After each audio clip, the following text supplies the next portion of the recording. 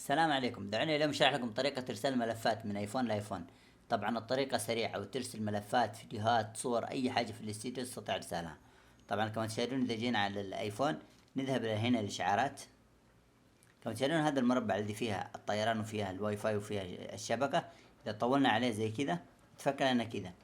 هذا هو الارسال والاستلام من هنا. هنا عندي الاشعار الان ايقاف الاستلام، اذا ضغطت كذا هنا عندي ايقاف استلام، هنا جهة الاتصال فقط، انا اعمل الجميع هنا.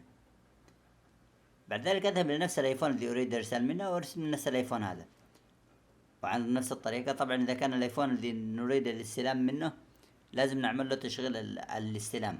بعد ذلك كما تشاهدون اقوم بالتحديد هنا، هذه كما تشاهدون اذا حددتها اقوم من هنا اعمل ارسال. هذا طبعا الطريقة الارسال من هنا. هنا عندي هذا هو الارسال السريع، اذا ضغطت بالطريقة هذه كما تشاهدون يظهر لي هنا الايفونات اللي هي موجودة او متاحة عندي. اذا اخترت اي واحد منهم يجي السلام على طول، هو اذا عمل موافقة على طول يرسل له. طبعا الطريقة سهلة وسريعة جدا.